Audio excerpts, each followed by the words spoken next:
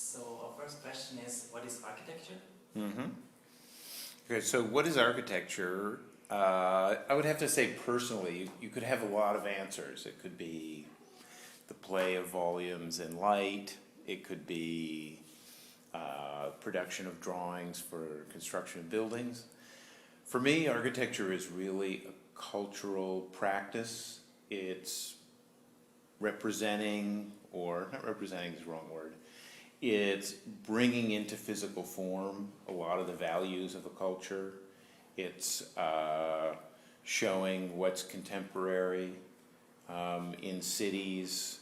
I think architecture is really, for me, a cultural practice, and I try to approach it that way, and in my teaching I try to motivate the students to be cultural figures who speak in some way for a civic vision and a civic material objects. It can have a lot of scales. It can show up in a lot of ways. It's not necessarily only tied to buildings. I'm seeing more and more opportunities for architecture in things other than buildings in cities. So, but for me anyway, it's primarily a cultural practice. And what can architecture do in this sense? Well, it's funny. I mean, architecture, of course, is about designing buildings. I think I've been shocked in the last few years. I was at a meeting with a group of Volvo executives from the car company, and they said that they saw the need to have car architects. That used to be they had 5 models of car, and they were getting more and more models, and that they drew a curve and they realized in a couple of decades everybody's going to have their own model of car, and that nobody's going to want to design that. So they're going to need architects in their dealerships, and the architects will prepare the documents to send to the factory to make the car. I think more and more you're seeing the skill set of architects being needed for everything from apparel and shoes and things like that. I was just with a group of Nike leadership, and everyone in the room except for one person was trained as an architect. And they really approach the world, and they're such a digital company because they think of the world of athletic equipment like architects. So I think you see architecture exploding more and more as there's a new paradigm for production. You see the need for somebody that can design something virtually and send that set of instructions to somebody to make. And does it also have like a social value? Or is yours Well, like I said, I think architecture really is about bringing into the physical world the values of a culture at a particular moment in time.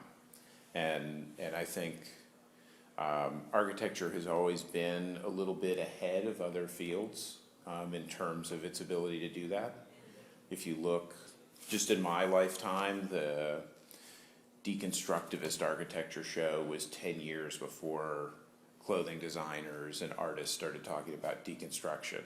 Postmodernism was in architecture long before it was in other things. So I think you see architects having a vision to bring a certain kind of cultural set of values and aesthetics into the world first. And I think that's one of the roles for architecture as well. Okay, and how do you position yourself in a discourse of architecture? Well, this is really not very modest of me, but I really do just mean it in a very factual way. I think what I'm good at is predicting the future of architecture.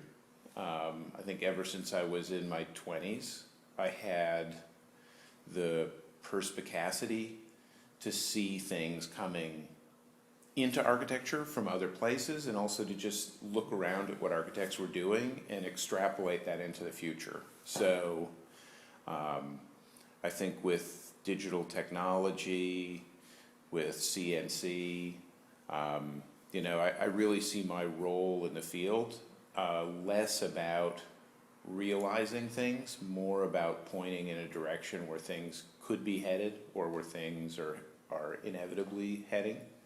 And that's really what I enjoy the most. I mean, I really like collaborating with other fields, being involved with academia, being involved with exhibitions and publications, and you know, figuring out what the future of the field might be in the most positive sense.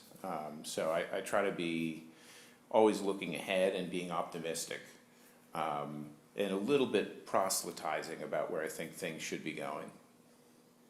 So you don't have like a name for your position, or do you feel like part of a style or nothing? No, I mean, yeah, sure, I have a style. It's Greg Lynn style. I don't really feel like. I think that idea of movements and styles is probably not what's absolutely central right now. I mean, I think there's been such a strong and strange reaction to form and I would even say architectural quality that you know, it's really pretty forbidden to talk right now about style and generation that way. And last question, what is your preferred design method? Well, we just, for whatever reason, there's a group of exhibitions happening in California right now that's sponsored by the Getty. And we've been sending a bunch of stuff out for exhibitions and seeing it in relation to other architects' work. And what I realize is I tend to do a lot of very large models. I think it's because I've had a CNC mill for now, I think it's at least 17 or 18 years in the office, and a laser cutter, and that allows us to work pretty big. And I just realized I walked into this show at MoCA and all of my models are 3 times the scale of everybody else's models. So I think I tend to work large. I'm very interested in the interior volume of buildings. I think I've always really focused more on internal space than external form. So, I mean, with the Korean church and the Bloom House and these things, they were really about making a big volume or some kind of a interior quality. So I think that's why I like to work big, because I like to get inside models rather than look at them for their kind of urban massing or something.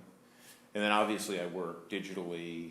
I mean, I personally, you know, sketch on the computer and model on the computer, and I think natively I like to work in a digital way.